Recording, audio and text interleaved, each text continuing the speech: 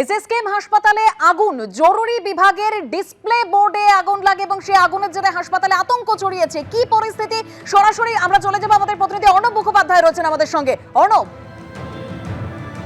দেখো, এই যে রোনাল্ড রস বিল্ডিং রয়েছে এর 4 তলায়, যেটা এখনো অবধি দমকল থেকে বলছে যে সেখানে একটা ল্যাবে, সেই ল্যাবেতে কিন্তু একটা আগুন লেগেছিল। সেটা আগুন লেগেছিল হচ্ছে ইলেকট্রিক শর্ট সার্কিট থেকে, এমনটাই স্টেশন অফিসার বলছেন। এবং সেখানে দমকলের, এখানে আমরা জানি যে কিছু এখানে মেশিন থাকে যেগুলো হচ্ছে দমকলের টেন্ডার, এখানে কিছু থাকে, সেগুলো স্ট্যান্ড বাই থাকে। কিন্তু যেটা হয়েছে যে সেগুলোকেও কাজে লাগাতে হয়নি, এদের নিজেদের যে সিস্টেম ছিল সেই দিয়েই কিন্তু এই আগুনটাকে নিয়ন্ত্রণে চলে আসা গিয়েছে। রোনাল্ড রস যে বিল্ডিং রয়েছে, সেই রোনাল্ড রস বিল্ডিং, সেখানে 4 তলাতে একটি ল্যাব রয়েছে এবং সেই ল্যাবেতেই যেমনটা দমকল সূত্রে খবর যে সেখানে হচ্ছে ইলেকট্রিক শর্ট সার্কিট থেকে একটা আগুন লাগে। এবং সেই আগুন লাগার পর তোমাকে দেখাবো, এই যে রোনাল্ড রসের এই সামনেটা কিন্তু দড়ি দিয়ে বেঁধে দেওয়া হয়েছিল। এই দুটো জায়গা আমরা দেখেছি যে সামনের দিকটা ওদিকটা দড়ি দিয়ে বেঁধে দেওয়া হয়েছিল, কাউকে ঢুকতে দেওয়া হচ্ছিল না।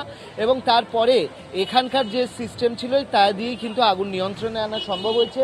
এখন ফের পরিস্থিতি আস্তে আস্তে স্বাভাবিক হচ্ছে। ধন্যবাদ অর্ণব। মুর্শিদাবাদে একসঙ্গে গ্রেপ্তার করা হলো 6 জন বাংলাদেশের নাগরিককে।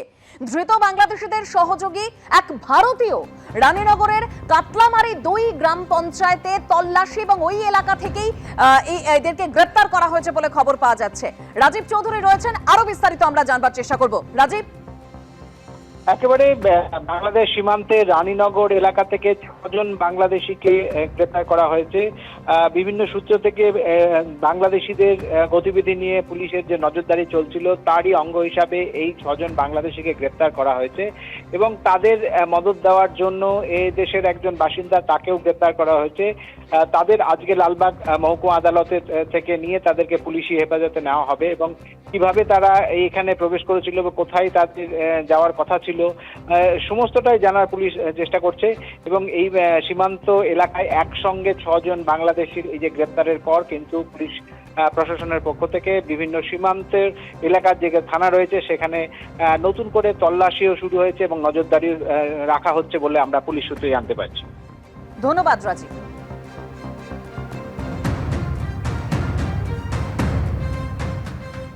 মুর্শিদাবাদে একসঙ্গে 6 জন বাংলাদেশিকে গ্রেপ্তার করা হয়েছে। আর এবার যে খবরের দিকে নজর রাখবো, এদেশি বাবার বাংলাদেশি ছেলে।